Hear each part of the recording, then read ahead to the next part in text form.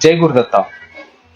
శ్రీ జ్యోతిర్వాస్తు విద్యాపీఠం 2004వ సంవత్సరం అంటే తారణనామ సంవత్సరంలో బ్రహ్మశ్రీ డాక్టర్ మహేశ్వర శర్మ సిద్ధాంతి గారు స్థాపించారు. 2017వ సంవత్సరంలో సంగారెడ్డి పట్టణానికి సమీపంలో ఉన్న పసల్వాది అనే గ్రామంలో ఆశ్రమం స్థాపించబడింది. శ్రీ జ్యోతిర్వాస్తు విద్యాపీఠం ఆధ్వర్యంలో అనేకమైన ఆధ్యాత్మిక, ధార్మిక, సామాజిక కార్యక్రమాలు నిర్వహించబడుతున్నాయి. అంతా సద్గురువుల యొక్క దివ్య ఆశీస్సుల ఫలితమే జరుగుతోంది. ఆధ్యాత్మికతతో నైతిక విలువలను పెంపొందించాలని, పురాణ పురుషుల గొప్పతనాన్ని తెలుసుకుని అందరికీ తెలియజెప్పి భారతీయ సంస్కృతిని కాపాడాలనేదే శ్రీ జ్యోతిర్వాస్తు విద్యాపీఠం యొక్క ఆశయం. ఆ ఆశయానికి అనుగుణంగా ఎన్నో కార్యక్రమాలు నిర్వహిస్తూ దాంట్లో భాగంగా విద్యాపీఠం పసల్వాది గ్రామంలో శ్రీ జ్ఞానస్ఫూర్తి కేంద్రాన్ని ఏర్పాటు చేసింది.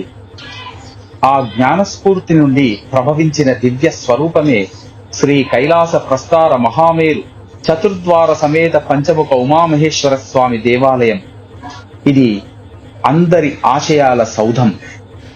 ప్రాచీన దేవాలయాలకు వెళ్తాం, చూస్తాం, ఆనందిస్తాం. శిల్ప సంపదకు, నిర్మాణ నిపుణతకు ఆశ్చర్యపోతాం, తృప్తి పడతాం. ప్రాచీన సంస్కృతి సంప్రదాయాలు తెలుసుకుంటాం, వాటి గొప్పదనం ఇతరులకు చెప్తాం. అలాంటి పూర్వ పద్ధతులతో నిర్మించబడేదే ఈ దేవాలయం.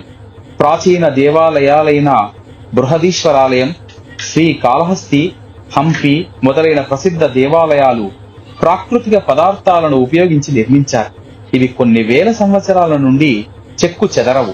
ప్రకృతి వైపరీత్యాలైన తుఫాను, భూకంపానికి కూడా చలించవు. అలాంటి పద్ధతులతో చిరకాలం చిరస్థాయిగా నిలిచిపోయే విధంగా పసల్వాది గ్రామంలో దేవాలయం నిర్మించబడుతుంది.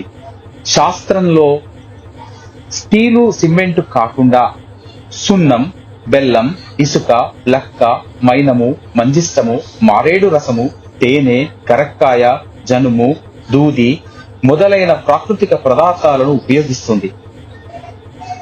సదానంద పీఠాధీశ్వరులైన శ్రీ శ్రీ శ్రీ మదనానంద సరస్వతీ స్వామి వారి దివ్య ఆశీస్సులతో వారి సత్శిష్యులు మహంత పద్మవిభూషణ శ్రీ శ్రీ శ్రీ కృష్ణానంద స్వామి వారి ప్రత్యక్ష కర కమలముల చేత ధారణా సంవత్సరంలో ప్రారంభించబడి శ్రీ శ్రీ శ్రీ మాధవానంద సరస్వతి స్వామి వారి మార్గదర్శకత్వంలో ఎంతో మంది పీఠాధిపతుల కటాక్ష వీక్షణాలతో పాదస్పర్శ చేత దేవాలయం ప్రారంభించబడింది.